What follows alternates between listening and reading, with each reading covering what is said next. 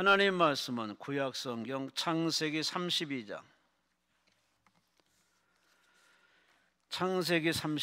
22절에서 끝절 32절까지입니다.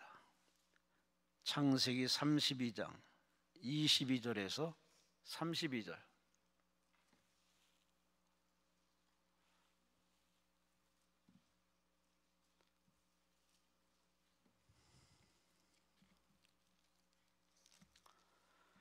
창세기 32장 22절에서 32절. 우리 함께 읽습니다. 밤에 일어나 두 아내와 두 여종과 11아들을 인도하여 약복나루를 건널세 그들을 인도하여 시내를 건너가게 하며 그의 소유도 건너가게 하고 야곱은 홀로 남았더니 어떤 사람이 날이 새도록 야곱과 씨름하다가 자기가 야곱을 이기지 못함을 보고 그가 야곱의 허벅지 관절을 치매 야곱의 허벅지 관절이 그 사람과 씨름할 때 어긋났더라. 그가 이르되 날이 새려 하니 나로 가게 하라. 야곱이 이르되 당신이 내게 축복하지 아니하면 가게 하지 아니하겠나이다. 그 사람이 그에게 이르되 내 이름이 무엇이냐? 그가 이르되 야곱이니이다. 그가 이르되 내 이름을 다시는 야곱이라 부를 것이 아니요 이스라엘이라 부를 것이니 이는 내가 하나님과 및 사람들과 겨루어 이겼음이니라. 야곱이 청하이르되 당신의 이름을 알려주어서. 그 사람이 이르되 어찌하여 내 이름을 묻느냐 하고 거기서 야곱에게 축복한지라. 그러므로 야곱이 그곳 이름을 브니엘이라 하였으니 그가 이르기를 내가 하나님과 대면하여 보았으나 내 생명이 보존되었다 하며더라. 그가 브니엘을 지날 때에 해가 돋았고 그의 허벅다리로 말미암아 절었더라. 그 사람이 야곱의 허벅지 관절에 있는 둔부의 힘줄을 쳤으므로 이스라엘 사람들이 지금까지 허벅지 관절에 있는 둔부의 힘줄을 먹지 아니하더라. 아멘. 기도드리겠습니다. 고맙습니다. 감사합니다. 비를 내려주어서 촉촉히 아버 대지를 적셔주어서 푸르푸르 파르파르 더 꽃이 되게 하시고 잎이 되어서 온 생을 푸르게 파랗게 하신 하나님, 우리 영혼도 메모른 영혼도 건강한 우리 영혼도 은혜의 담비를 내려주심을 통하여 모두가 영혼에 잘 되어서 하나님을 눈으로 뵈며 하나님의 임재를 체험하며 영혼이 잘 때뿐만 아니라 범살되어서 우리 생활 현장의 능력을 체험하여서 원하는 것이 이루어지게 하시고 소원에게 열려지게 하시고 기적이 일어나게 하시고 무엇보다도 강건 튼튼함을 통하여 골골백세하지 않게 하시고 모세처럼 기력이 쇠하지 않고 눈이 흐리지 않게 하시고 사도바울처럼 끝까지 믿음의 선한 싸움을 잘 싸우게 하시고 믿음으로 완주하는 하늘의 면류관을 사모하며 더 수고하며 더 충성하며 더 기도하며 더 사랑하는 결단의 시간 되게 하여 주시옵소서. 주여 말씀이 들려지게 하시고 깨달아지게 하시고 은혜만 충만하게 하여 주옵소서. 예배 시간 내내 악한 영을 다 쫓아내 주시고 오직 하나님의 은혜 치료와 변화 새롭게 하시는 성령 충만만 임하게 하여 주시옵소서. 시종을 주님께 맡기며 감사하며 예수님 이름으로 간절히 축복하며 감사하며 기도하옵나이다. 아멘. 아멘. 우리 하나님께 감사와 영광 말씀 올리십니다. 본문 말씀을 가지고 따라합시다. 아름다운 인생. 목소리가 마음에 듭니다. 다시 한번 크게 합시다. 아름다운 인생. 아멘. 무슨 인생이요? 예, 아름다운 인생. 여러분 인생은 무슨 색깔입니까? 어떻게 여러분을 평가하십니까? 1920년 4월 23일 태어나신 분이 계십니다. 평안북도 운산군에 태어나신 6남매 중에 장남으로 태어난 이 사람 아직도 살아계십니다. 김영석 교수, 대단한 분이십니다. 이분이 이렇게 글을 썼습니다. 내가 90까지 살게 되리라고는 생각지 못했습니다. 내게 두 친구가 있는데 안병욱 교수, 김태길 교수와 함께 우리 열심히 일해보자 하고 뜻을 모았는데 다 90까지 일했습니다. 한마디로 성공한 셈이죠. 90을 넘기면서 나 혼자가 됐습니다. 힘들고 고독합니다. 80대 초반에 아내를 먼저 세상에서 보내고 친구들까지 다 떠나니 앞으로는 어떻게 하지? 90대 중반까지는 일할 수 있을지 모르겠습니다. 그러나 지금 100세까지 살게 될 줄은 꿈에도 생각 못했습니다. 100세 넘은 이분이 이렇게 마음을 고쳐먹었답니다. 나름대로 새 출발해야겠구나. 생각을 정리한 결과 목표를 정했답니다. 아름다운 늙은이, 그냥 늙지 않고 아름다운 늙은이, 내 마무리 인생을 이렇게 설정해서 아름다운 노인네로, 늙은이로 생일을 마감해야겠다, 이 소원을 적어놓고 그렇게 살아가신답니다. 목표만 정한 게 아니라 이분이 자기 삶을 아름답게 하기 위해서 외모부터, 옷 입는 것부터, 뭐 편한 게 뭐 대수지 했던 그런 습관을 버리고 강연 가든지 어디든지 이제 신사답게 깨끗하게 깔끔하게 그렇게 복장부터 새롭게 하면서 추한 모습 보이지 않고 아름답게 늙어가기 위해서 옷도 바꾸고. 근데 이분이 이렇게 말합니다. 아름답게 늙기 위해서는 더 큰 과제가 있습니다. 감정이 아름다워야 되고 건강이, 정서적 건강이 한마디로 튼튼해야 되는데 이건 옷보다 얼굴보다 더 힘든 숙제라고. 그래서 나름대로 이 나이에 끊임없이 치고 오르는 이 욕심, 소유욕, 이걸 뿌리치기 위해서 애쓰신답니다. 내 나이 되면은 자제력이 약해져서 침묵과 겸손이 미덕이라는 예절을 잘 지키지 못한답니다. 자꾸 자기 말만 하고 자기 얘기만 하고 상대의 말은 듣지 않는, 이 어르신의 얘기를 쭉 듣다 보면 남 얘기가 아닙니다. 우리가 걸어갈 얘기고 우리가 반드시 그 길을 걸어갈 수밖에 없는데, 여러분은 이런 어른의 이야기를 잠잠히 잘 들어서 버릴 건 버리시고 취할 건 취하셔서 아름다운 늙은이로 가신 이분, 여러분 인생도 아름다운 인생으로 목표를 딱 정해놓으셔서 하나님 옆에도 아름답고 교회에서도 아름답고 가정에서 더 아름답고, 여러분 자식들이 우리 아버지 어머니 아름다운 부모로 인정대로 받을 수 있는 삶을 살아가시기를 주의 축원합니다. 박찬희 씨가 쓴 에세이집에 한 번뿐인 인생 어떻게 살아야 하는가, 제목이 참 아주 와닿습니다. 한 번뿐인 인생 어떻게 살아야 하는가. 이분이 인생을 이렇게 표현했습니다.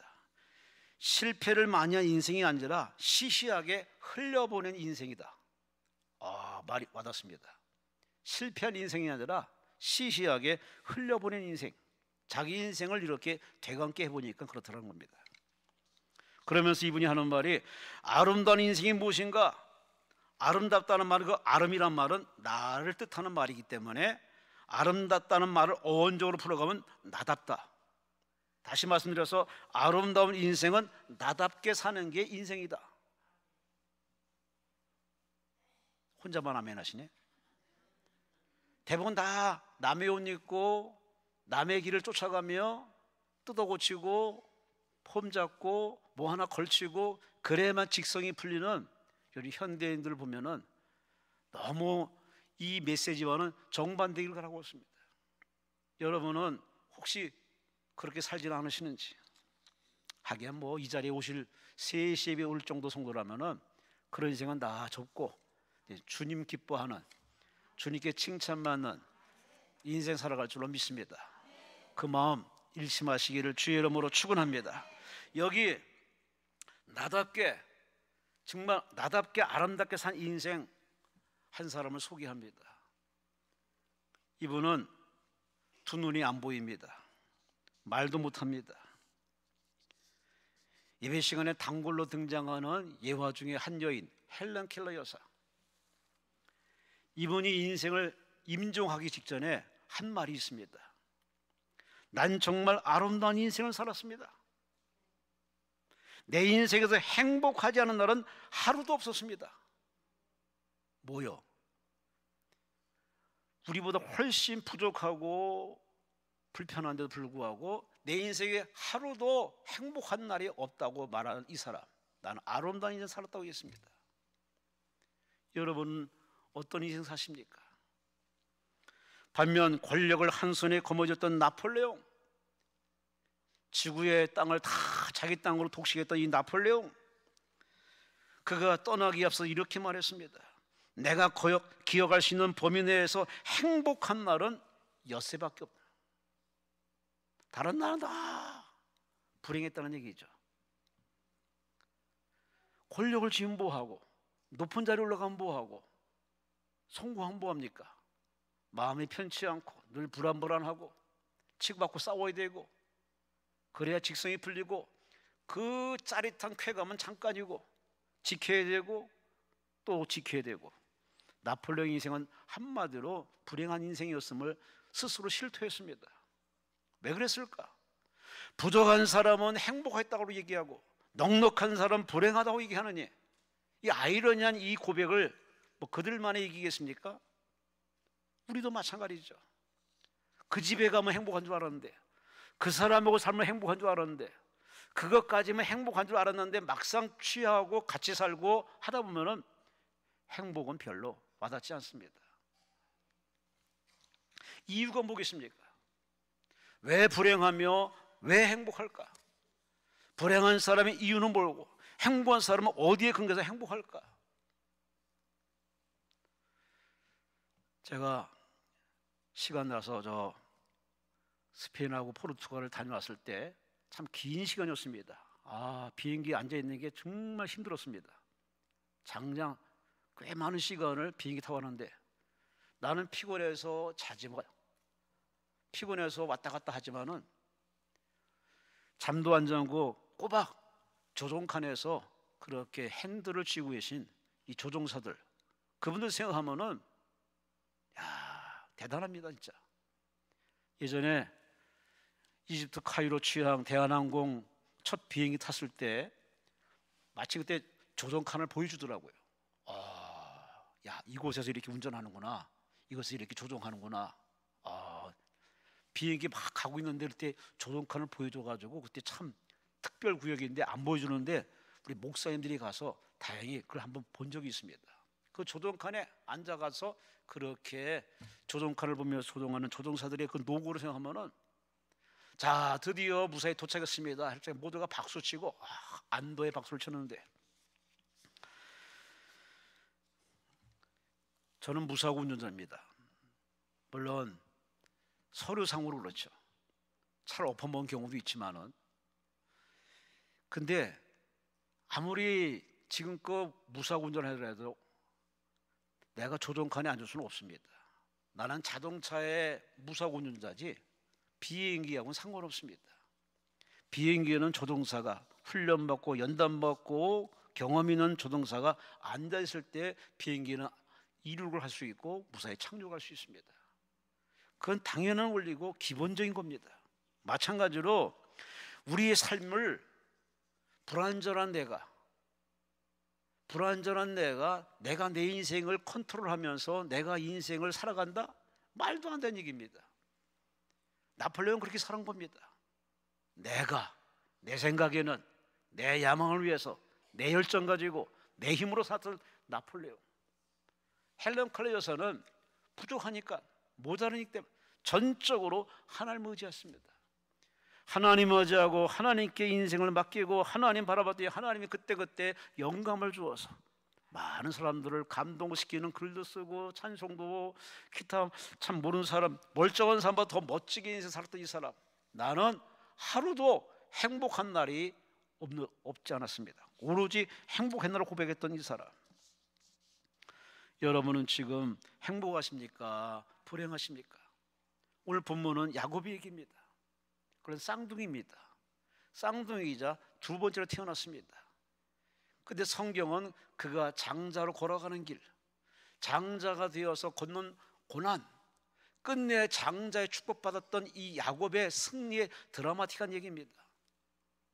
오늘 그가 참으로 그 인생을 쫙 펴보면 하나님 안에서 하나님 도움받아 살았던 그 아름다운 후반전 얘기보다는 전반전 얘기는 참으로 남 얘기가 아닙니다.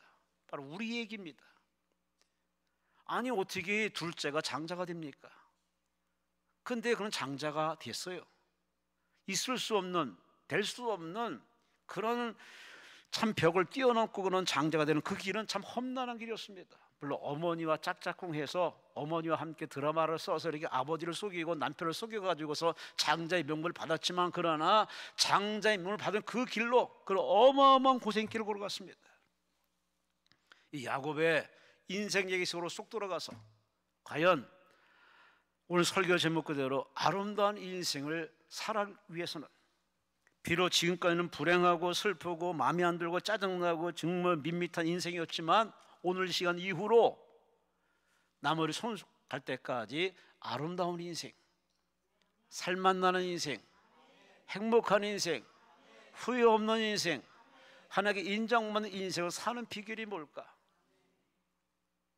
근데 여러분에게도 가능성이 있습니다. 왜냐? 여러분 살아있기 때문에. 죽은 자는 할 수 없습니다. 살아있는 사람은 아직도 하나님 여러분에게 기회를 주고 있습니다. 가능성이 열려 있습니다. 그래서 지금껏 인생을 되돌아보고 여러분은 반성하시고, 앞으로 남은 인생은 아닌 건 끊어버리고 하나님 앞에 옳다는 것은 아멘하고 순종해서 야곱처럼 이스라엘로 변화되어서 하나님 앞에 인정받는, 어딜 가든지 이기시고 뭘 하든지 형통하시고, 모세처럼 그저 사는 동안에 골골하지 않고 하나님께 사랑받는 인생 멋지게 살아내시기를 주의 이름으로 축원합니다. 제목을 다시 한번 따라합시다. 아름다운 인생. 아멘. 이 아름다운 인생이 되기 위해서는 한 번쯤 우리 인생을 자기 인생을 되돌아보는 시간이 필요합니다. 과거가 있으니 현재가 있고 현재가 있으니 미래가 있듯이 우린 과거를 잠시 되돌아보는 시간이 필요합니다. 왜? 과거를 돌아봐야, 자신을 돌아봐야, 자기 인생을 돌아봐야 앞으로 제대로 나갈 수가 있습니다. 야곱의 인생은 바로 야곱의 인생 얘기가 아니라 바로 우리 얘기를 대변해 주는 겁니다.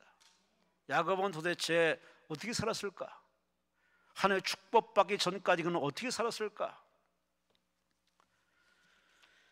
그 인생은 참으로 고난의 인생이었습니다. 야고보 기자는 야고보서 4장 2절 3절에 이렇게 표현합니다. 인생들을 이렇게 표현합니다. 너희가 욕심을 내어도 얻지 못하고 살인하여 시기하여도 능히 취하지 못하므로 너희가 다투고 싸우는구나. 너희가 얻지 못하면 구하지 아니하며 구하여도 받지 못하면 정욕으로 쓰려고 잘못 구합니다. 오늘 야고보 기자가 이렇게 딱 집어 얘기합니다. 마치 이 본문에 있는 야곱의 인생을 이렇게 한마디로 요약해 준 겁니다. 장자가 되기 위해서 어머니와 결탁을 해서 장자의 명을 빼앗는 그 욕심은 지나친 욕심입니다. 말도 안 되는 겁니다. 하나님의 어른이 알아서 장자가 되게 할까? 그걸 못 참아서 그는 스스로 노를 하고 자기 머리 쓰고 어머니 협력받아가지고 그렇게 아버지를 속이고 그렇게 장자의 명받는 이 사람. 그러나 그는 욕심껏 그렇게 자기는 살았지만 결과는 뭐냐? 부메랑이 되어서 집에서 쫓겨납니다. 도망칩니다. 살기 도망칩니다. 외삼촌 라반의 집에 가서 참 오랜 세월 그렇게 모슴처럼 밑바닥 생활합니다. 나중에 금이환에게 돌아오지만 그때 전까지 그의 인생은 그냥 고난의 연속입니다. 하지 말아야 할 고난을 스스로 만들어서 스스로 그 고난의 길을 걸어갔습니다. 이게 바로 야곱의 인생이었습니다. 그럼 야곱이 이렇게 고난의 길을 걸어갈 수밖에 없는 이유가 뭘까? 한 번쯤 그의 인생 얘기로 들어가 보겠습니다. 그는 첫째, 자기 삶을 자기 스스로 자기가 운전을 했습니다. 하나님께 의탁하며 하나님께 물어보고 기도해서 살 인생이 하나님께 물어보고 여쭤보는 건 아예 생략해버리고 그저 잘난 머리 가지고 자기 힘 가지고 자기 열정 가지고 자기를 자기 스스로 컨트롤했던 이 사람, 인생의 주인이 하나님이 아니라 자기였습니다. 그는 창세기 25장 29절 이하에 보면은 사냥에서 돌아온 그 형 에서가 배고픈 줄 알고 딱 보니 피곤해. 그래서 미리 팥죽을 만들어 놓고 그렇게 형하고 이렇게 형의 마음을 사가지고 장점을 뺏으려는 아주 인간범을 씁니다. 하나님이 어련히 장자로 쓰실까? 그걸 못 참고 자기 열정과 자기 힘을 가지고 자기 머리 쓰고 잔꾀를 부리면서 그렇게 하나님 앞에 죄를 짓고 있습니다. 하나님의 룰을, 하나님의 법칙을 거스르는 사람은 스스로 고난을 자초하는 겁니다. 또 창세기 32장 오늘 본문의 13절 20절 말씀 보면은 이 에서에게로 이제 돌아올 때 그는 살기 위해서 자식들을 보내고 예물을 보내고 자식을 보내고 자기는 약복강 이곳에 혼자 남아가지고 어떻게 하나 지켜보고 있습니다. 끝까지 그는 자기 머리 가지고 자기 열정 가지고 살기 위해서 몸부림치는 자기 스스로 자기가 운전사 역할을 하고 있습니다. 한마디로 하나님 볼 때 웃기는 거죠. 하나님이 여러분 볼 때 어떻게 생각할지 한번 생각해 보세요. 내 형편, 내 입장, 내 환경 그것만 하나님께 이렇게 모르는 하나님 앞에 이렇게 다 알려드리듯 여러분 기도하지 마시고 하나님이 내 인생을 볼 때 어떻게 보실까? 하나님이 주인이시고 하나님이 결정자시고 하나님이 심판자신데 그 하나님 앞에 여쭤보고 물어보고 기도할 사람이 아예 하나님께 그런 것도 안 하고 내 인생은 내가 산다, 한 번뿐인 인생 뭐 있어? 하면서 그냥 자기 인생을 자기 열정으로 살던 이 사람, 이게 바로 야곱의 인생입니다. 예수 믿으면서 혹시 아직도 그렇게 사십니까? 이건 불행을 초래하는 겁니다. 내 인생의 불행의 이 꼬리표가 지긋지긋하게 떨어지지 않고 계속 있는 이유는 내가 아직도 내 삶을 내가 주도하고 내가 결정하고 내가 계획하고 내가 살기 때문에 그렇습니다.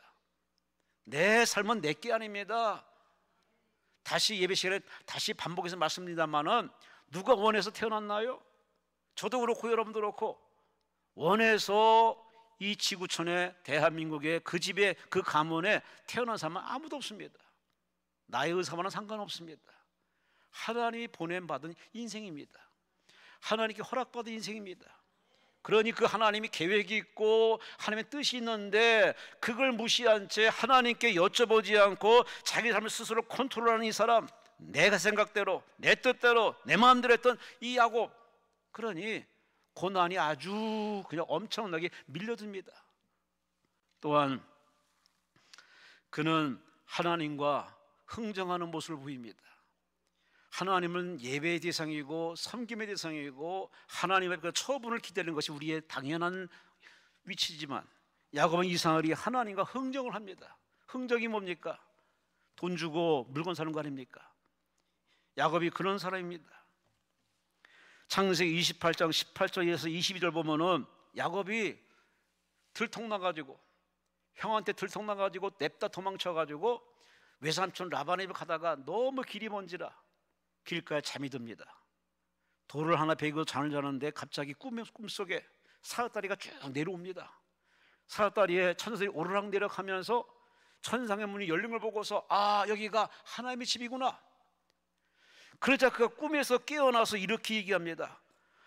하나님, 창세기 28장에 야곱이 서원하 이르되 내가 평안히 집으로 돌아오게 하시면 이 돌을 내가 하나님의 집을 만들 것이요 내가 하나님께 11조를 온전히 드리겠나이다.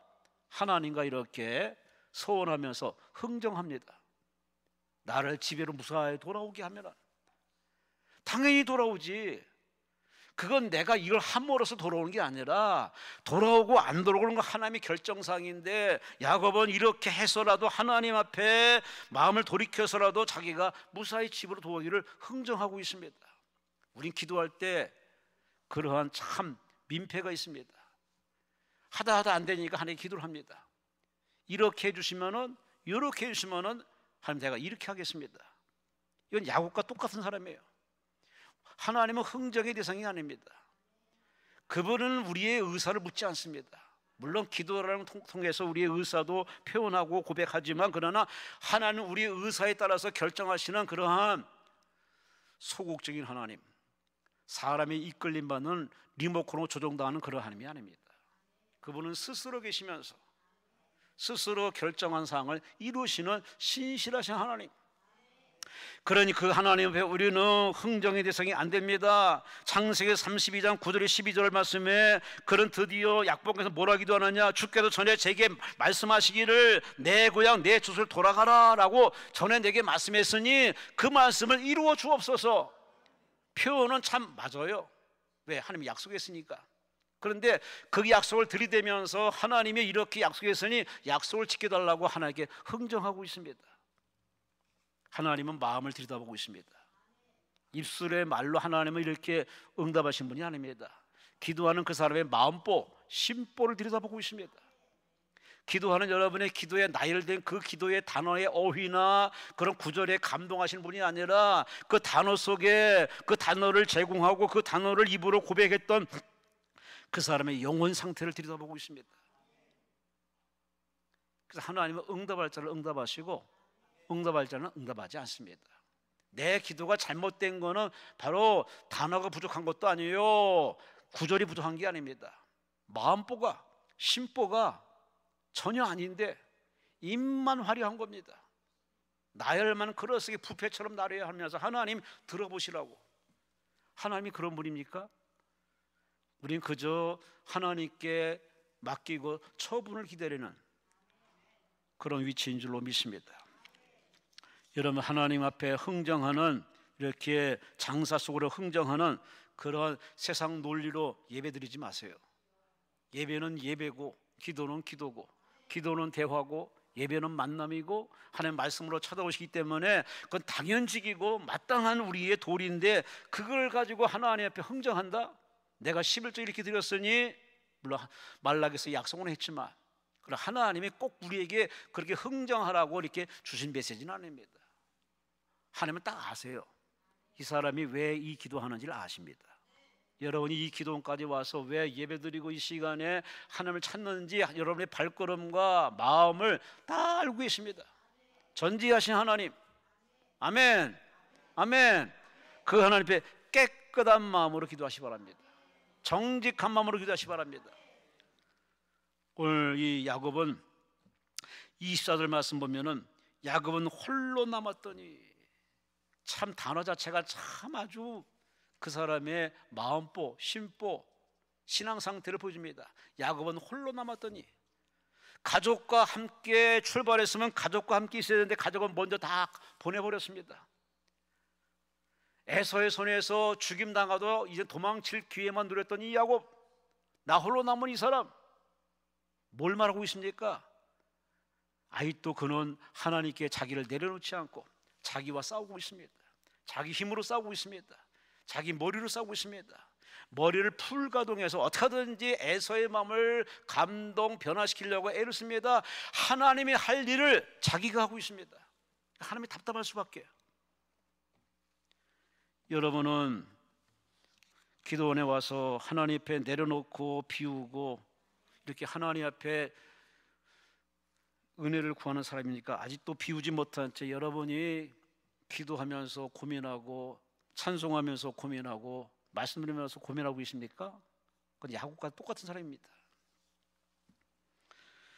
내 문제라고 생각하지 마시고 하나님의 영광을 드러낼 찬스다. 아멘.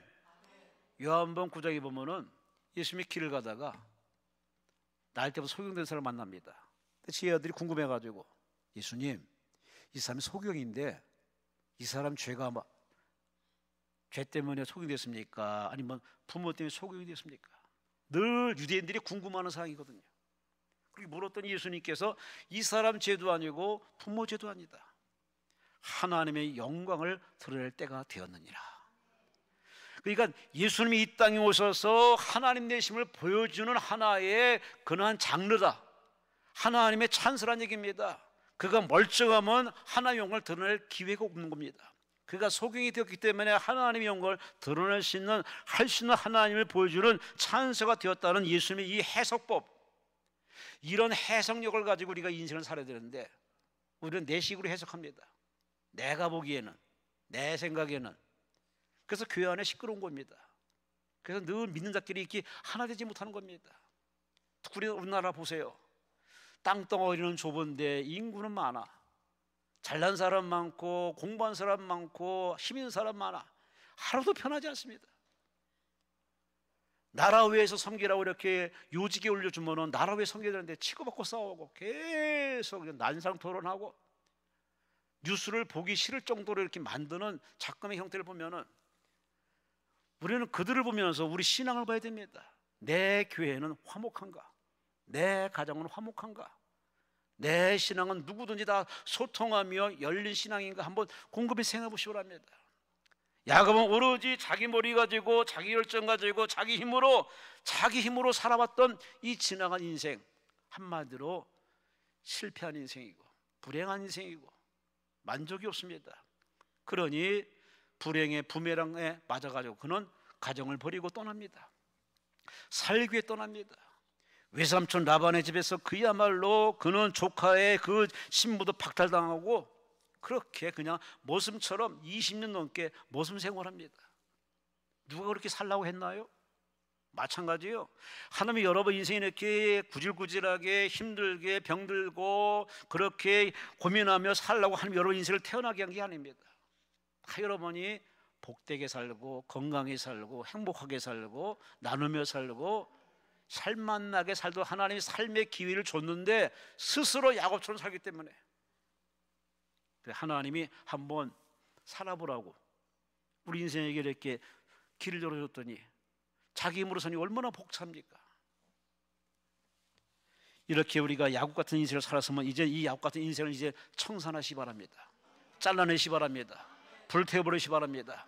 그럼 이제 본론으로 들어가서 본격적으로 그럼 이 야곱처럼 이제 야곱이 이스라엘 되어서 하나님의 축복을 거머쥐어서 진정한 장자 이스라엘의 바로 근원이 될 수 있는 축복이 되는 이 사람이 이 반열에 서게 되는 이 행복한 아름다운 인생을 살는 인생으로 쫙 펼치기 위해서 그가 선택한 비결이 뭐냐? 그런 말합니다. 아마 이 자리에 살아서 이 자리에 왔으면 이렇게 겁니다. 나는 전에는 내 힘으로 살았습니다. 근데 내가 큰 위기를 만나서 이제 살기 위해서 이제 내 인생을 하나님께 맡겼습니다. 하나님께 드렸습니다.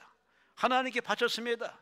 하나님께 드렸더니 하나님이 내 인생을 착 잡아서 형과의 원한을 풀어주고 앞길을 열어주고 이스라엘 조상이 되게 만들고 성경에 기록되는 인물이 되고 오늘 시간도 이 종의 입술을 통해 당신의 메시지를 전하게 된 거 이게 스스로인 게 아닙니다. 하나님께 맡겼더니 하나님이 착 잡아서 인생을 바로 하나님이 조종하면서 하나님 푸른 초장으로 쉴만한 물가로 인도해 주었습니다. 잠언서 16장 3절에 말합니다. 너의 행사를 여호와께 맡기라. 그러면 내가 기원한 것이 이루어지리라. 성경은 이렇게 말합니다. 내 힘을 맡기라. 내 염려를 맡기라. 내 행사를 맡기라. 내 길을 하나님께 맡겨라. 믿음은 맡기는 거요. 기도는 맡기는 거요. 예배는 맡겼음을 인정하는 거요. 할렐루야, 할렐루야. 다 알아요. 다 아는 얘기예요. 근데 아는 건 아는 거고 또 예배 끝나면은 또 자기 성질대로 삽니다. 그래서 어쩔 수 없어요. 어쩔 수 없는 사람들이 어쩔 수 없는 자기 자신의 그 약점을 아직도 파악 못하고 있습니다. 오늘 야곱이 어떻게 그렇게 고난의 꼬리표를 든 이 사람이 고난의 꼬리표를 딱 잘라내고 축복의 날개를 딱 펴서 형과의 그 원한 맺힌 담이 허물어져서 화해가 되고 이스라엘 조상이 되고 축복의 조상이 되고 가문의 영광이 되는 그 비결이 뭘까? 그는 세 가지로 우리에게 이렇게 소개해 줍니다. 25절 32절 보면은 그는 여지껏 자기 힘으로 그렇게 살았음을 그게 원인이고 그게 문제였던 사실을 전혀 몰랐다가 약복강에서 어떤 사람이 찾아와서 그의 씨름을 겁니다. 그 사람이 이기지 못함을 보고서 그의 환도뼈를 쳐버립니다. 둔부의 힘줄을 쳐버렸더니 다리가 갑자기 위골이 돼서 다리를 절기씩 하네. 세상에 이제 도망칠 수도 없는 겁니다. 꼼짝없이 죽을 수밖에 없는 상황. 그러니 이 사람이 하는 말이 당신이 내게 축복하지 않으면 내가 당신의 다리를 놓지 않겠습니다 하고서 그 사람의 바지를 확 붙들고 매달리는 모습이 오늘 본문에 기록되고 있습니다. 그는 드디어 깨달은 겁니다. 아, 인생은 내 힘으로 사는 게 아니구나, 내 머리로 사는 게 아니구나, 지식으로 사는 게 아니구나, 하나님을 붙들어야 되는구나. 그걸 이제서야 깨달은 겁니다. 한마디로 자기의 잘못된 이 어긋난 자기의 삶을, 그 가증스러운 자기의 그런 위선된 생활을 드디어 인정하는 겁니다. 내 탓인가 내 탓인가? 여러분, 어떻게 보면 같은 말이지만은 그걸 펼쳐보면은 글자 한 획이 틀립니다. 내 탓과 네 탓. 내 탓과 네 탓을 우리가 서로 지금 많이 이렇게 우리 사회에 많이 충돌하고 있습니다. 그런데 내 탓이라고 인정하는 사람들은 참 찾아보기 힘듭니다. 인정 안 합니다. 뭐 관행인데 뭐 어쩔 수 없었는데 뭐 저 사람도 하는데 뭐 근데 내가 했는 건 뭐 왜? 그렇게 내 탓과 내 탓 속에서 내 탓이라고 인정한 사람은 정말 찾아보기 힘들고 다 내 탓이라고 합니다. 바로 이 야곱이라는 사람이 그렇게 살아온 사람이에요. 다 나를 이렇게 둘째로 태어나게 한 하나님 탓. 그렇게 하나님 안에서 어머니라는 채로 태어났는데 이 어머니의 이 탓 하면서 오로지 자기 탓은 없다고 생각했던 이 사람, 다 내 탓이라고 했던 이 사람. 그런데 약복강에서 다리가 위골되면서부터가 깨달았습니다. 아, 이거는 다 내 탓이었구나. 내가 내 식으로 내 마음대로 내 생각대로 내가 이렇게 살았구나 하는 자기 자신의 그 가면과 위선의 생활을 그가 통감하면서 하나님 앞에 그냥 깨어지는 모습을 우리 성경에 보여주고 있습니다. 기도하시는 여러분, 하나님 기도하는 여러분, 자기 잘못을 인정하세요. 자기 실수를 인정하세요. 자기의 무지함과 교만함과 어리석음과 편견을 인정하세요. 그 인정 안 하면 해결책이 없어요. 진정한 회개는 자기 잘못을 인정해야 그게 참 회개입니다. 로엠 메르스라는 사람이 쓴 책이 있습니다. 어린 왕자. 거기 그런 글이 있습니다. 착한 아들을 원하면 먼저 좋은 아빠가 되시오. 좋은 아빠가 되길 원하면 먼저 좋은 아들이 되어야겠지. 남편이나 아내, 상사나 부하 직원의 경우도 마찬가지인데, 간단히 말해서 세상을 바꾸는 단 한 가지 방법은 바로 내 자신을 바꾸는 거야. 근데 우리는 자신을 바꿀 생각 안 합니다. 아니, 자신을 들여다볼 마음이 없습니다. 왜? 눈이 바깥으로 있으니까. 지금도 세상 사람들이 서로 논쟁하고 투쟁하고 노사분규하고 그렇게 갈등하는 이유는 다 이 눈 가지고 바깥만 봐서 그래요. 우리 예수 믿는 사람들은 그런 눈을 가지고 기도해서 시작했는데 하나님 우리 눈을 뒤집어 줍니다. 바깥을 보지 않고 자신을 보게 만듭니다. 하나님 앞에 나, 하나님께 허락받은 인생을 살아가는 나, 내가 얼마나 위선과 가식으로 살았는지를 하나님이 다 이렇게 보여주십니다. 들통나는 거죠. 이게 하나님이 우리를 치유하는 아주 소중한 과정입니다. 그래서 예배 시간에 말씀 들으면서 나의 신앙의 치부가 드러날 때, 나의 영혼 상태가 민나로 드러날 때, 이건 도망칠 문제가 아닙니다. 인정하세요. 수용하세요. 아멘하세요. 하나님께 항복해야 됩니다. 그래야 살 길이 열립니다. 진희정 씨가 쓴 책이 있습니다. 노딘 코트라는 책인데, 이분도 이 책에서 똑같은 말을 합니다. 불통의 벽, 바보의 벽을 무너뜨리고 제대로 소통하기 위해서는 결국 나라는 벽을 넘어서야 합니다. 나 자신은 모든 소통의 시작이며 마지막이기 때문에 나라는 벽을 넘어서야 됩니다. 한마디로 이분이 하는 말은 나를 스스로 인정하라는 거지. 부족한 나, 모자른 나, 아니 또 하나님 앞에 더 연단받을 나를 인정해야 할 필요성이 있습니다. 목사가 그래야 되고 장로원 집사가 그래야 되고, 그러면 시끄러운 문제는 해결됩니다. 소송이 왜 일어날까요? 투쟁이 왜 일어날까요? 강절도 살인사건이 왜 일어날까요? 우리는 자기를 잘 모릅니다. 자기를 돌아볼 시간이 없습니다. 그냥 직진만 합니다. 야곱이 그렇게 살았어요. 그런데 그런 자기 자신이 들통나자마자 인정해버린 겁니다. 아버지, 다 내 탓입니다. 내 힘으로 살았습니다. 내 머리로 살았습니다. 내가 살기 위해 이 시간도 죄를 짓고 있으니 당신이 내게 축복하지 않으면 나 당신 놓지 않겠습니다. 여러분들 이렇게 자기 인정하는, 하나님의 죄를 회개하는, 항복하는 이 시간 돼서 남은 인생 하나님께 책임지고 하나님이 이끄시는 아름다운 인생으로 주 안에서 꽃길 걸으시기를 주님으로 축원합니다. 또한 두 번째, 오늘 이 야곱은 하나님이 마치 저 멀리 계신 걸로 그렇게 생각했던 사람입니다.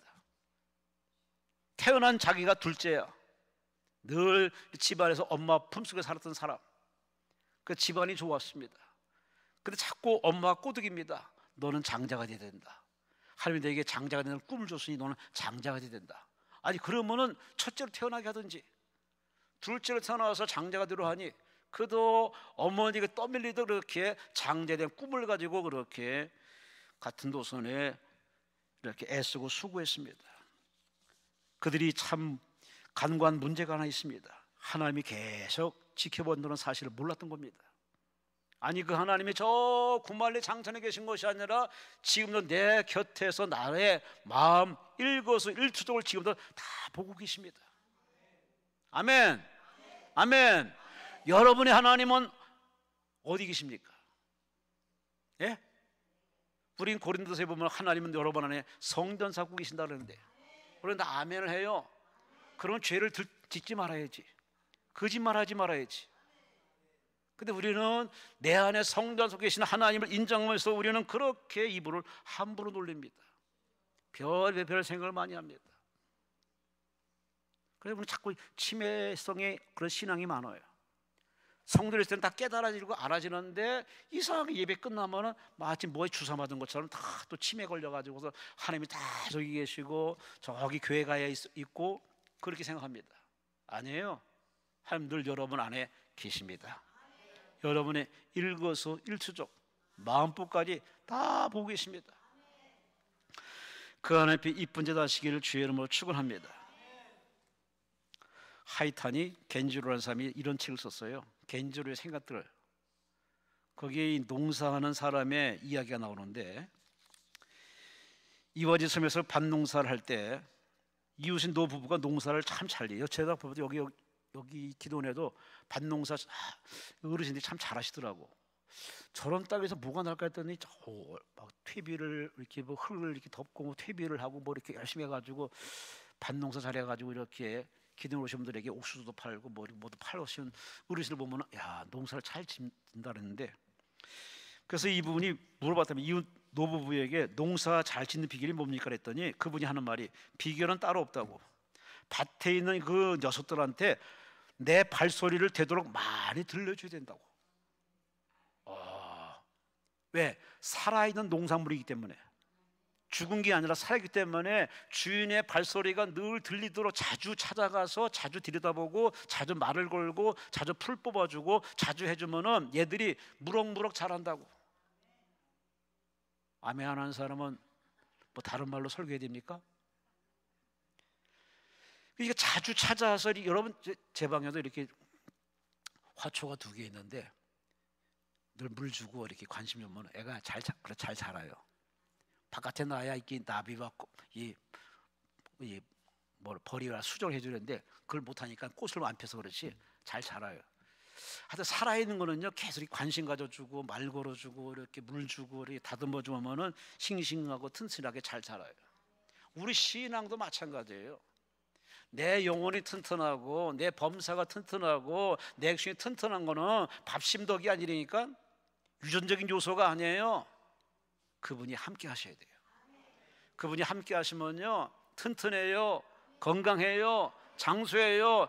그분과 이렇게 등 돌려버리면은 한마디로 생명의 통로가 막혀버리면은 늙어요, 쓰러져요, 회복불능 상태가 나요. 물론 특별한 케이스로 이렇게 아픈 경우도 있지만 여하간에 성경을 보면 하나님이 늘 이렇게 사랑받고 이쁜 일하는 사람은 하나님이 영혼이 잘 되게 하시고 범사 잘 되고 강건하기 때문에 튼튼할 수밖에 없어요. 우리 인간의 약함은요 예수님이 이 땅에 사람으로 오셔가지고 다 체험했어요. 날 때부터 청년 될 때까지. 하루아침에 청년 된 분이 예수님이 아닙니다. 그분은 태어날 때 응애하고 태어났고, 태어나서 엄마의 젖을 먹으면서 그렇게 자랐어요.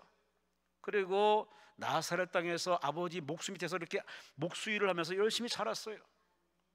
사람의 길을 걸어가면서 바람도 느끼고 햇빛도 느끼고 노동의 그 고통도 느끼고 상하간의 조직의 느낌도 받았고 유대인들의 그 탄압도 받고 다 봤어요. 인간들의 고충과 그 신음소리까지 다 체험을 했어요. 본인이 겪었으니까. 그래서 우리가 기도할 때 모르는 하나님 앞에 설득하기 위해 기도하는 건 아니에요. 그분은 다 알고 계십니다. 심지어 우리의 인간의 걸을 길을 다 체열하신 예수님이기 때문에 우리가 기도하면 왜 기도하는지, 왜 왔는지 아세요. 하나님, 여러분 기도하는 가운데 치료의 손길로 만져줄 줄로 믿습니다.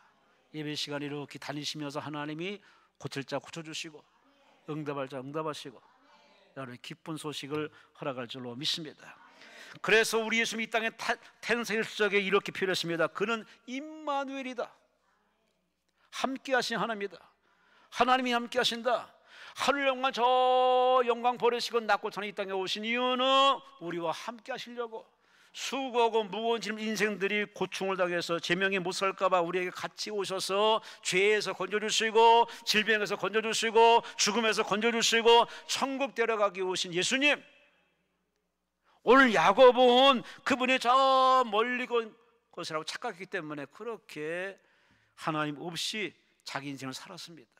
그러니 아주 고난의 연속이죠. 오늘 예배드린 여러분 올해 2024년도 6월달입니다. 올해 6월달, 7월달 남은 인생의 길 여러분 하나님 안에 참으로 기쁘고 즐겁고 살을 만나고 심판 없는 인생이 되고자 원하신다면 가까이 계신 하나님 앞에 여러분이 기도하세요. 하나님 저를 도와주세요. 하나님께 요청하시고 그분과 대화를 청하시 바랍니다. 그분은 일하고 싶어서 안 달라 했어요. 예수님 뭐랬어요? 내 아버지가 지금까지 일하신다. 그럼 나도 일한다. 일하시는 아버지를 소개하는 그 예수님이 이 땅에 오셔서 하루도 쉬지 않고 열심히 일하다 가신 예수님이었습니다. 하나님의 원하신 것은 나를 써먹으라, 나를 일하도록 만들라. 마음대로 하시는 스스로 계시는 주권자이시지만은 유독 인생들에게는 노크를 하십니다. 내가 들어가도 되냐? 내가 도와줄게. 너는 내게 기도하라. 우리에게 요청하십니다. 어느 창조주가 피조물한테 이렇게 요청할 필요는 없는데 그분은 그렇게 우리에게 그런 식의 관계를 만들어 놨습니다. 그분을 놀게 하지 마세요. 그분을 지치게 하지 마세요. 그분을 더 이상 기다리다 목 베게 만들지 마세요. 집 나간 탕자를 기다리는 아버지 마음이 성경에 기록되어 있는 누가복음 15장에 그 아버지가 바로 우리가 믿는 하나님 아버지십니다. 기다리고 계십니다. 기도를 기다리고 있어요. 만남을 기대하고 있어요. 여러분 모두가 각각 계신 하나님 앞에 요청하시고 물어보시고 맡기시고 하나님과 인생을 두런두런 대화하면서 살아보시기를 주님으로 축원합니다. 할렐루야. 기도도 해본 사람이 기도를 해요. 안 해본 사람은 기도를 어떻게 할 줄 몰라. 예배도 드린 사람이 예배의 맛을 알기 때문에 예배에 깊이 빠져요. 신앙생활도 마찬가지예요. 해봐야 돼요. 안 해본 사람은 그저 추측과 남의 말 듣고서 이렇게 버무려서 생각하면요 교회가 영 마음에 안 듭니다. 여러분 하나님은 여러분이 다 직접 체험하는 체험의 장소로 이끌어 가십니다. 기도의 맛, 찬송의 맛, 예배의 맛, 응답의 맛 때마다 분초마다 체험하시는 은혜의 6월달 되시기를 주의 이름으로 축원합니다. 마지막으로 가장 중요한 얘기를 야곱이 들려줍니다. 25절 28절에 가서는 그는 홀로 약복하게 남아서 혼자 가만히 있더니 갑자기 어떤 사람이 나타나가지고 씨름을 겁니다. 그 사람과 막 씨름을 하는데 이거 보니까 야곱은 이 씨름 거는 이 사람이 누군지 몰라서 당신 이름이 누구냐 물어보면서 계속 씨름을 겁니다. 근데 이 사람이 가만히 씨름하다 보니까 이분은 그냥 사람이 아닌 걸 깨닫고 당신이 내게 축복하지 않으면 내가 당신을 놓지 않겠습니다 하면서 그분께 매달려서 그분이 당신의 허리뼈를 쳐가지고서 다리를 쩔룩쩔룩하는 그 절체절명의 순간에 그런 목숨을 겁니다. 평생토록 하나님 앞에 기도한 적이, 이렇게 기도해 본 적이 없거든요. 목숨을 건 기도를 해본 적이 없어요. 그냥 건성으로 스마트하게 점잖게 여러분처럼 점잖게 기도했어요. 근데 하나님이 그런 기도할 때도 있지만 하나님이 우리를 사지로 몰아갈 때가 있습니다. 모든 믿는 것 의지를 깨부셔가지고 다 날려보낼 때가 있습니다. 오로지 하나님만 의지하라고, 오로지 하나님께 매달리라고. 그래서 야곱의 인생을 쫙 펴보면 그는 기도를 안 한 게 아닙니다. 했는데 점잖게 그렇게 기도해왔어요. 근데 지금 이 시간은 그럴 기도할 시간이 아닙니다. 목숨을 걸어야 돼. 이분을 놓쳐버리면 인생 끝나버린 겁니다. 그래서 그 사람 바지가랑이 붙들고서 매달립니다. 당신이 내게 축복하지 않으면 내가 당신을 놓을 수 없습니다. 그랬더니 그분이 내 이름이 뭐냐? 저 여러분 야곱입니다. 사기꾼입니다. 그래? 이번 내 이름을 이스라엘을 하리라. 하나님과 겨루 이긴 자다. 그러면서 능히 이길 수 있는 그분이 저주입니다. 저주면서 그에게 축복을 명했습니다. 드디어 야곱은 그 축복을 받고서 이름이 바뀝니다. 야곱에서 이스라엘로, 패배자에서 승리자로, 무능한 자에서 할 수 있는 사람으로, 죄 짓는 죄인에서 의인으로 완전히 변화됩니다. 이제 하나님과 겨루 이긴 자니 세상을 그냥 가는 길이 형통할 수밖에 없죠. 그는 말합니다. 나는 하나님께 항복하는 기도를 했습니다. 목숨 거는 기도를 했습니다. 그 기도 덕에 하나님이 내게 응답을 해줬습니다. 따라합시다. 기도는 응답이다. 응답이란 믿음으로 기도하되 응답 받을 때까지 기도를 해야 돼요. 이게 야곱이 보여준 모습이에요. 전에는 그냥 건성으로 대충 기도했어요. 그러나 지금 절체절명의 순간에 목숨 목을 기도했습니다. 그렇게 기도했더니 하나님이 그의 중심을 보시고 허락해 줬습니다. 하나님 마음을 움직이시기 바랍니다. 하늘을 열고 닫는 권세가 여러분에게 주어졌습니다. 그 마스터키가 뭐냐? 바로 우리가 할 수 있는 기도입니다. 기도는 입으로 하지만, 기도는 내가 하지만, 천지만물을 자주신 하나님 마음을 움직여서 해가 뒤로 10도 기울게 만들고, 죽어가는 자를 살려서 15년 더 살게 만들고, 죽어가는 자 살리고 죽어가는 자를 살렸던 성경의 기적이 지금도 내가 기도하면 하나님이 그렇게 허락하십니다. 아멘. 아멘. 기도는 하나님과 대화하는 시간이고, 기도는 결제받는 시간이고, 기도는 하나님이 누군지를 아는 시간이고, 기도는 내가 하나님이 원하는 나를 만들어가는 시간이 바로 기도 시간입니다. 여러분, 기도를 그냥 사랑과 이겨도 이렇게 그런 의미 속에 여러분 시작하더라도 그런 의미에 여러분 국한되지 마시고, 기도는 하나님 앞에 여차하니 2차 해달라고 하나님께 맡기면 하나님이 알아서 사인해 주십니다. 하나님이 사인하면요, 여러분 앞에는 불행은 없습니다. 실패는 없습니다. 좌절은 없습니다. 질병은 없습니다. 패배는 없습니다. 하나님이 도장을 찍고 아멘 허락하시는 여러분 인생에는 이스라엘처럼 빅토리, 승리만 있습니다. 할렐루야. 여호와 니시, 승리하신 하나님의 깃발이 여러분 가정마다, 여러분 인생 사업장마다 깃발이 날리시기를 주의 이름으로 축원합니다. 주의 이름으로 축원합니다. 그래서 사람들은, 믿는 사람들은 기도로서 만들어지는 겁니다. 물론 말씀도 듣고 나름 다 하지만, 그러나 그 들은 말씀 붙들고서 기도를 하면은 그 기도하는 그 시간에 하나님 내 인생을 새 인생으로 바꿔주시고 빚어주십니다. 그래서 내 집은 기도하는 집이다. 여기는 수양관이 아닙니다. 여기는 기도원입니다. 그러니 인생 계급장 떼시고 아는 거 내려놓으시고 하나님께 항복하시고 회개하며 기도하면 하나님이 여러분 인생을 착 받아서 이스라엘처럼 축복의 날개를 쫙 여러분에게 허락할 줄로 믿습니다. 이제 결론으로 매듭 짓겠습니다. 지금 여러분의 삶의 조종관을 움직이는 그 핸들을 잡고 있는 사람은, 잡고 있는 분은 누구십니까? 여러분이 한다면 여러분 야곱의 인생입니다. 그러나 그 인생을 하나님께 맡기고 하나님이 내 인생의 조종칸을, 내 삶을 주도하도록 맡기면은 여러분 인생은 이제 빛나는 인생, 아름다운 인생, 열매 맺는 인생, 살맛 나는 인생, 하나님 나라에 들어가는 인생, 멸류가 받는 인생으로 하나님 만들어 주실 겁니다. 만들어 주려고 하나님 여러분을 불러줬습니다. 그러니 하나님 앞에 모든 걸 다 쏟아부으시고 이제는 하나님만 의지합니다. 하나님만 바라봅니다. 하나님께서 순종하겠습니다. 나를 써 주옵소서. 하나님 앞에 남은 인생 쓰임받는 해피한 즐거운 남은 인생을 살다 가시기를 주의 이름으로 축원합니다. 따라합시다. 아름다운 인생, 아름다운 인생, 다 여러분의 인생 되시기를, 주 안에 여러분 인생 되시기를 주의 이름으로 축원합니다. 주여 삼창하며 통서로 기도합니다. 주여.